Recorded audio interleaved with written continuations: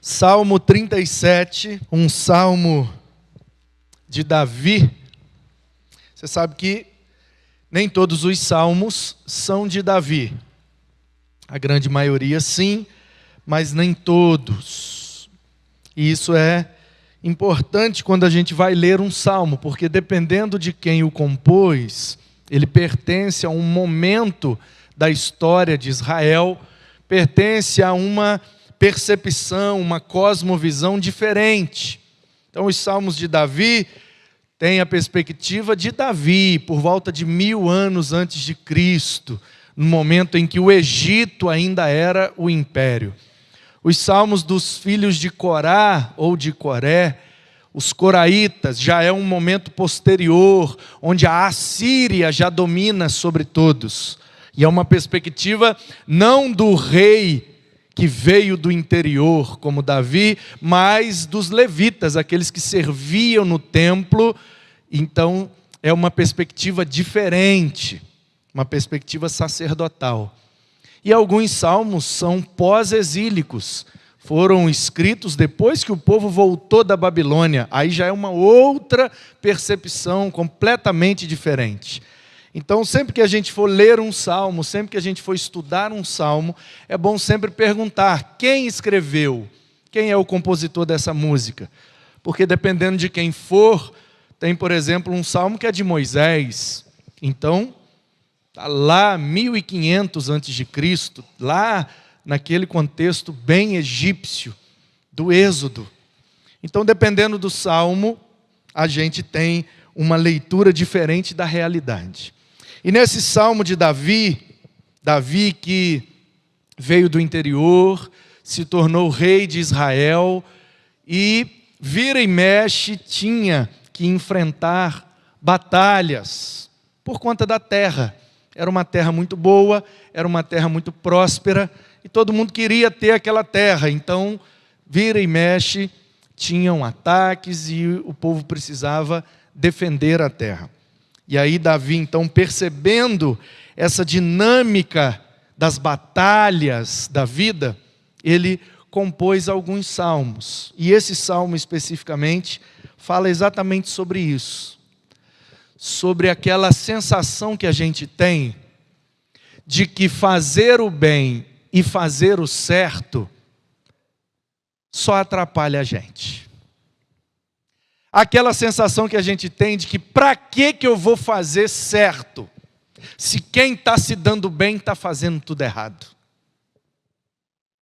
Esses dias eu fui à casa do pastor Arídio, estacionei logo depois da entrada do condomínio, e um cara num paliozinho velho, caindo nos pedaços, coitado.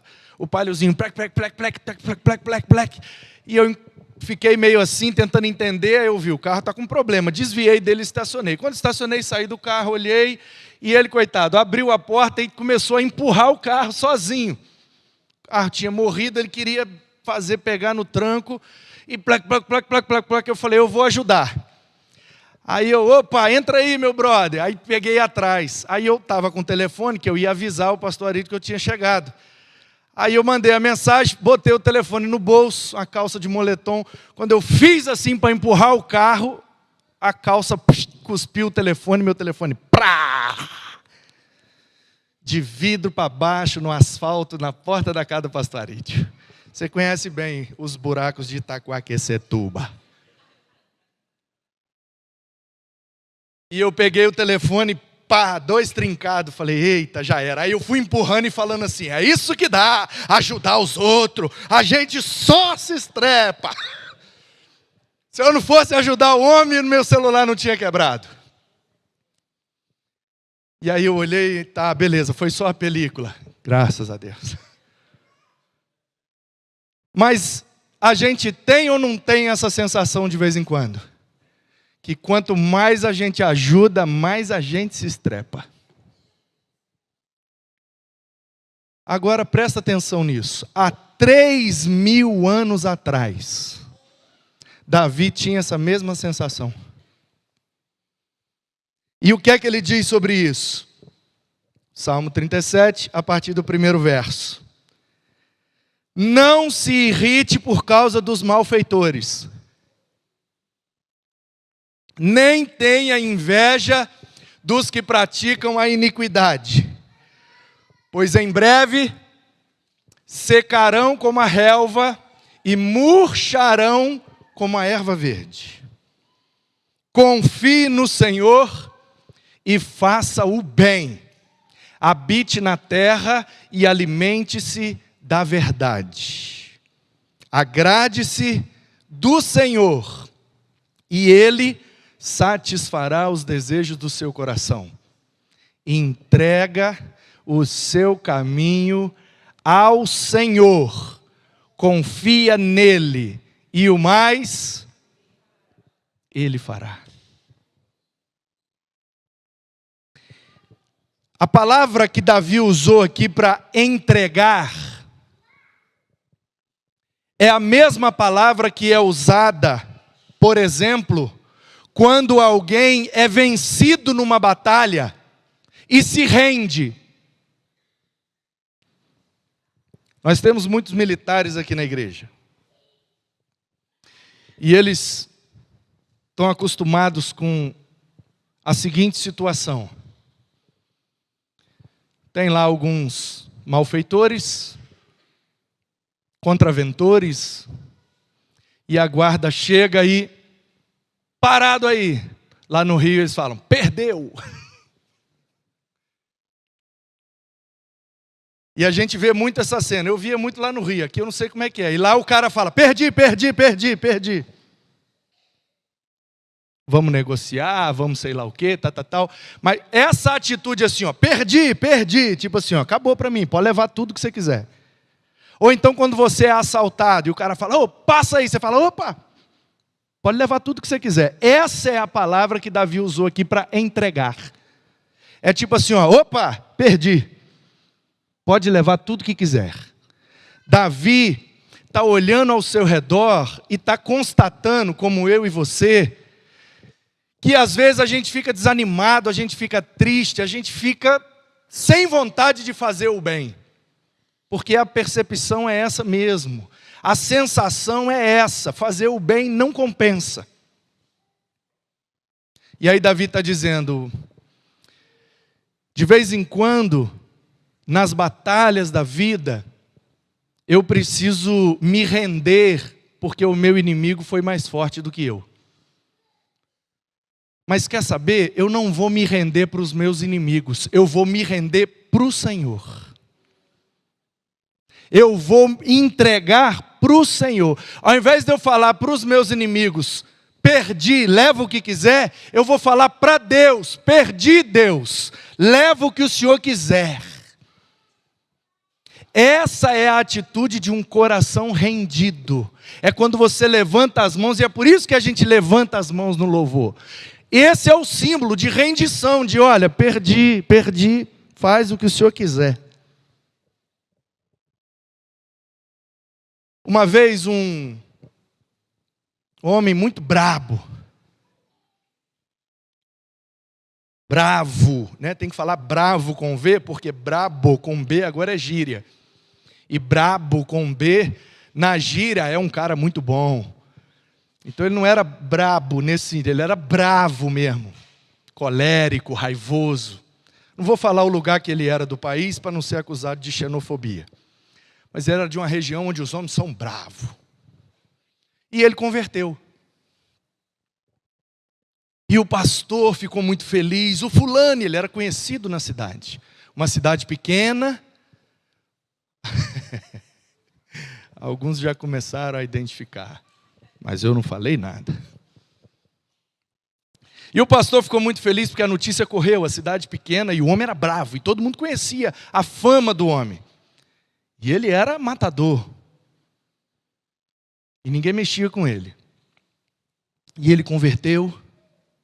E começou na classe de batismo, que a gente vai abrir daqui uns dias.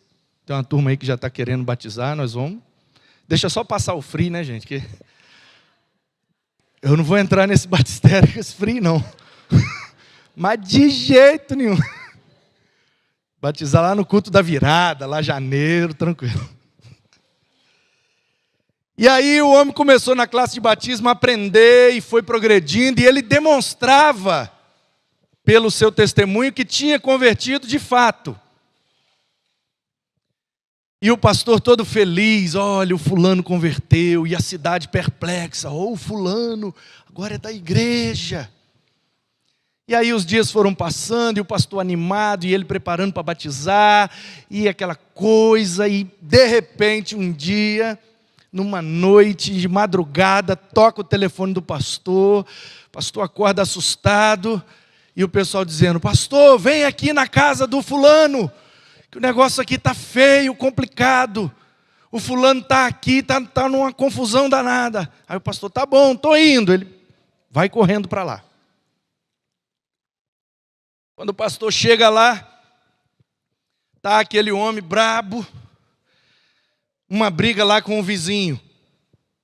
Tinha um pé de goiaba do lado do terreno dele, mas o galho do pé de goiaba passou para o terreno do outro. Aí o outro foi lá e pegou as goiabas tudo. E a discussão era de quem são as goiabas. A raiz está no meu terreno, mas as goiabas estão do lado de cá do meu terreno. Então, aquela discussão, e tal, e o homem deu a volta, o outro deu também, arrancou o facão, e o brabão tirou a arma. E estava o homem de lá com o facão, e o outro de cá com a arma, e o pastor chega e vê aquela cena, vira para ele e fala, meu irmão, que é isso? Você agora é crente. Aí ele fala, eu sou crente, pastor, mas meu revólver não é não.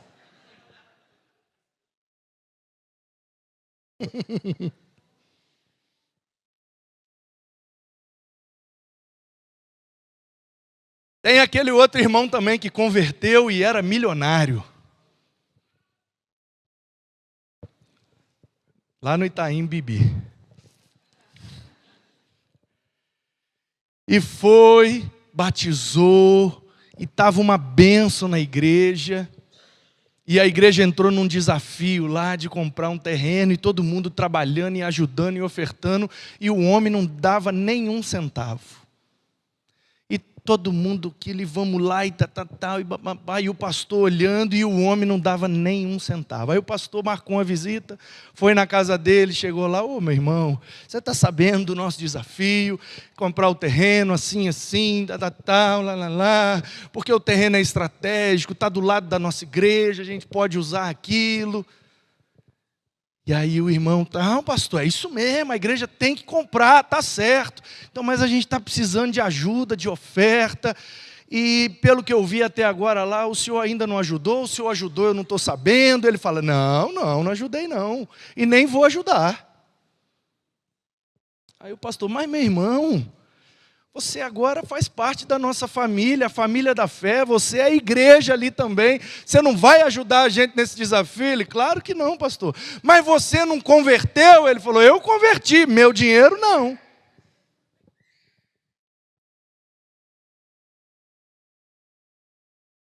E a gente acha que essas histórias são ilustrações. Só que na verdade são as nossas histórias. Porque às vezes a gente não é milionário, nem é brabo querendo matar os outros, mas a gente fica fazendo algumas reservas da nossa vida para com Deus. Isso aqui eu não abro mão, isso aqui eu não negocio, isso aqui eu não. É como se a gente, no meio do assalto, falasse, você leva o que você quiser, meu celular não. Alguém teria coragem de falar isso com um bandido? O cara com a arma apontada para você, e você fala, você leva o que você quiser, meu tênis não. Você teria coragem de fazer isso? Teria? Pois é, mas a gente está fazendo isso com Jesus todos os dias. Porque Ele está chegando, a presença dEle está se manifestando, e ao invés da gente fazer como Davi, perdi, leva tudo que o Senhor quiser, a gente está falando, opa, perdi, mas isso aqui não, hein? Essa área aqui da minha vida, não. E aí a gente precisa olhar no espelho e responder essa pergunta sinceramente. Nós estamos entregando tudo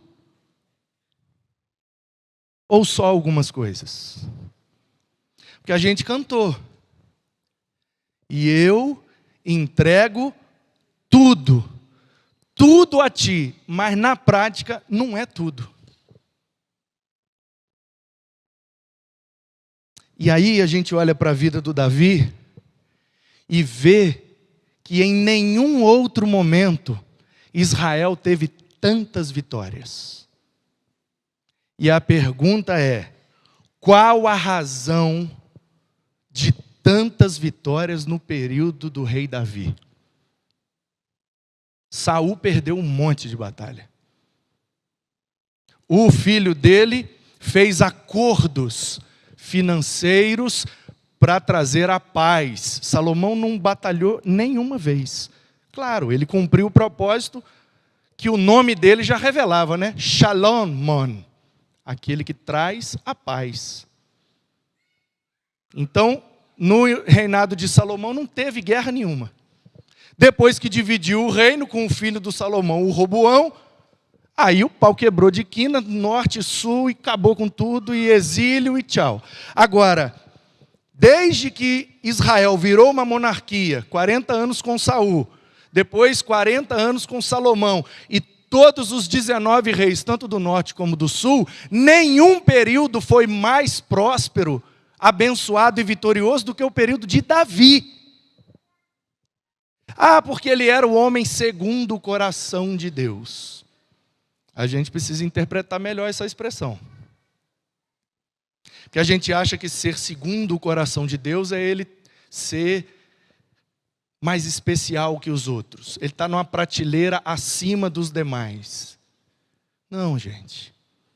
Porque, presta atenção, se ser segundo o coração é ser bom, melhor do que os outros, ou o escolhido, seja lá o que for,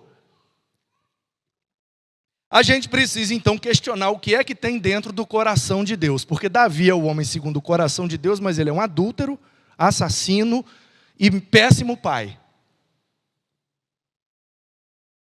Então essa expressão segundo o coração não tem nada a ver com perfeição moral ou santidade. O que é óbvio. E a expressão segundo o coração, ela faz parte do jeito hebreu de falar, que é chamado de hebraísmos, maneira peculiar do hebreu falar aquilo que quer. Cada povo, cada cultura tem a sua maneira peculiar.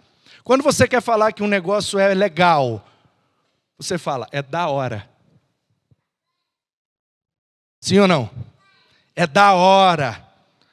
Da hora, literalmente acabou de ser feito, agora, nesta hora, é da hora. Só que no paulistismo, da hora significa, é bom, é legal, é agradável, da hora. Então todo povo tem sua maneira peculiar de falar algumas coisas. O hebreu tem várias, e isso é chamado de hebraísmo. Então, segundo o coração, no hebraísmo significa, eu quero esse. Se um hebreu entrasse numa loja de sapatos, experimentou o preto, experimentou o marrom, aí ele vira para o vendedor e fala, eu quero o marrom? Não, ele fala, o marrom é segundo o meu coração. Então quando a Bíblia diz Davi é segundo o coração de Deus, quer dizer, Deus não quer mais um rei da casa de Saul, que seria o filho dele, Isbosete, que reinou por 2 anos, e a gente meio que dá uma ignorada, porque ele foi rei de fato, mas não foi rei de direito. Então ele tentou 2 anos, quando ele viu, não vai rolar, ele foi lá, bateu o continente e falou, Davi, você mesmo que é o rei, faz aí o que você quiser, eu estou fora, comigo não está rolando. Isbosete. Então, quando a Bíblia diz Davi, Deus dizendo, né, através do Samuel, Davi é segundo o meu coração, quer dizer, eu não quero mais a casa de Saul, eu quero agora da casa de Jessé. Não é mais da tribo de Benjamim, agora é da tribo de Judá. Como a gente, eu não quero mais o marrom, eu quero o preto agora. Significa escolha, só isso, nada além disso. Então, qual é a razão pela qual tempo de Davi foi tão vitorioso e tão próspero? Não é pela sua perfeição moral ou espiritual. É por causa de um detalhe, que inclusive é o detalhe que o diferencia de Saul. Porque se você for botar na ponta do lápis, quantos erros morais, espirituais, quantos mandamentos da lei quebrou Saul? Você vai ler toda a história de Saul, você vai descobrir um só. Deus falou para ele não pegar os despojos, ele pegou e trouxe tudo para o acampamento. Ponto. Um erro só. Aí você pega Davi, a história de Davi. Quantos erros morais, quantos mandamentos Davi quebrou? Uma lista enorme. Davi pecou muito mais que Saul. Por que é que Saul não prosperou e Davi prosperou? Por que é que na bandeira de Israel tem a estrela de Davi e não de Saul?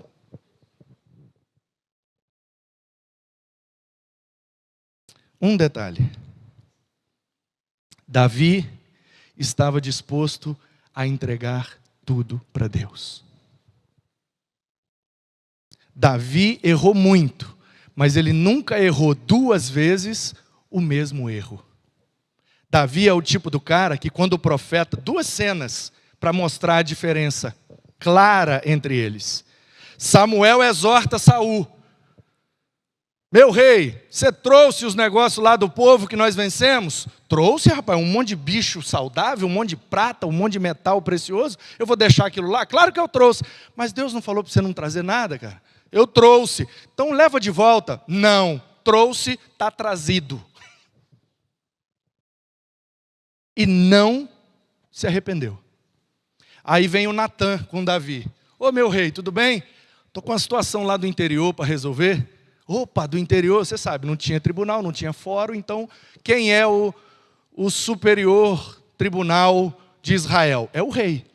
Eles vão resolvendo as questões lá na região, o que não dá traz para a capital, na porta da cidade, o que não dá traz para o rei. Aí o Natã fala: olha, tem um negócio lá no interior que ninguém está conseguindo resolver. É o que é, Natã? Não, porque um cara lá tem muitas ovelhas. E ele tem um vizinho que tem uma ovelha só. O cara que tem um monte de ovelhas recebeu a família e foi dar um churrasco. Aí ao invés dele pegar uma ovelha dele, que ele tinha muita, ele pegou a única do vizinho, matou e fez um churrasco. Aí o Davi: não acredito nisso, não é possível. Pois é, meu rei, o outro cara ficou sem nenhuma ovelha. O que é que a gente faz agora? Esse cara tem que morrer. Aí o Natã: muito prazer. Diferente do que cantou o Roberto Carlos, o Natã disse: esse cara é você. E aí o Davi: hã? Como assim esse cara sou eu? Você é o rei de Israel, rapaz. Você já tem esposa. Você pode pegar a menina que você quiser. Você foi pegar a do Urias, que só tinha Batseba? Esse cara é você. A Bíblia diz que Davi caiu com a cara no chão e passou 7 dias chorando e clamando a Deus pelo perdão, para que o seu filho não morresse. O que não adiantou nada, o menino morreu. Davi levantou daquele chão, disposto a nunca mais pegar a mulher de ninguém. E ele morreu sem nunca mais ter pegado mulher de ninguém. Essa é a diferença. O erro de Saul foi infinitamente menor, gente. Presta atenção, o que é que Saul fez? Trouxe os despojos de guerra. O que é que Davi fez? Pegou a mulher do cara e ainda mandou matar o cara. Qual que é pior? Na nossa escala humana, Davi é muito pior. Só que com Deus não tem pecadinho nem pecadão. A única coisa que faz diferença é o verdadeiro arrependimento. E Davi estava disposto a se arrepender. Levantar os braços e dizer: tudo bem, Senhor, perdi, leva o que o Senhor quiser. Portanto, essa é a atitude de um coração rendido. Se nós queremos vitórias, se nós queremos paz, se nós queremos prosperidade, temos que ter um coração rendido igual ao de Davi. E precisamos olhar para Deus e dizer: perdi, Senhor. Pega o que o Senhor quiser. O Senhor quer meu carro? Pode pegar. Ele vai rodar a serviço do teu reino. O Senhor quer minha casa? Pode pegar. Ela vai ser aberta para servir a tua igreja. O Senhor quer meus dons, meus talentos? Pode levar. Minha vida só vai fazer sentido quando eu usar tudo para a glória do Senhor. O Senhor quer o meu dinheiro? Pode levar também, porque o que significa a minha vida não é o quanto eu tenho no banco, é o quanto eu sirvo no reino do Senhor. Então eu perdi, Deus, leva tudo que o Senhor quiser. Meu único prazer é viver no centro da tua vontade. Seu coração está rendido.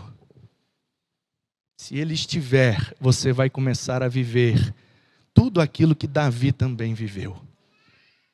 Porque assim era aquele para quem Davi aponta.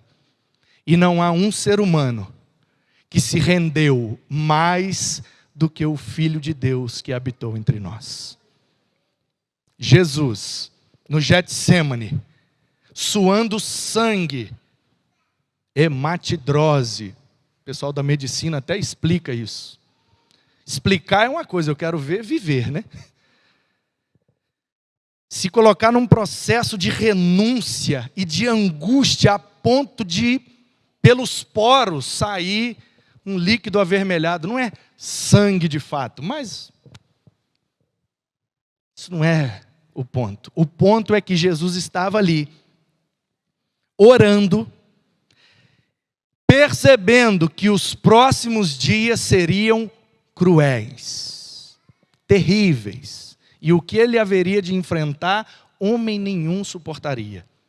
E ele olha para o céu e diz: Pai, se for possível, deixa eu ganhar essa. Mas se não for possível, eu perdi.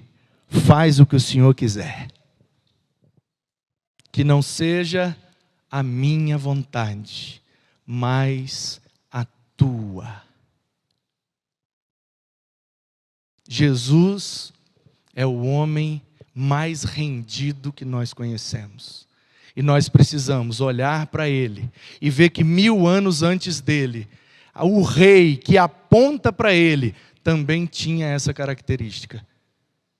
E é isso que nós precisamos viver. Olhar para aquela área da nossa vida que ainda não está rendida ao Senhor e se arrepender e dizer: Deus, toma, é tudo teu. Como aquele menino adolescente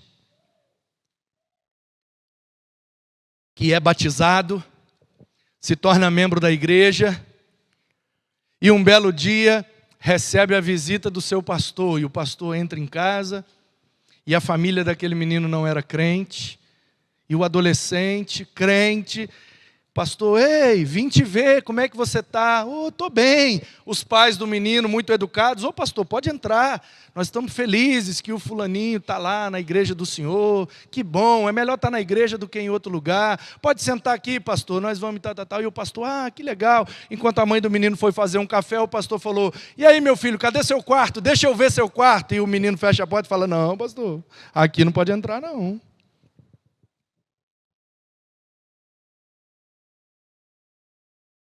Quantos de nós não temos alguns quartos fechados? Lugares onde Jesus ainda não é Senhor. Nós precisamos abrir todos os quartos e deixar Jesus entrar, e que Ele faça a mudança que Ele quiser, e que nós sejamos rendidos ao extremo, para que Ele viva através de nós.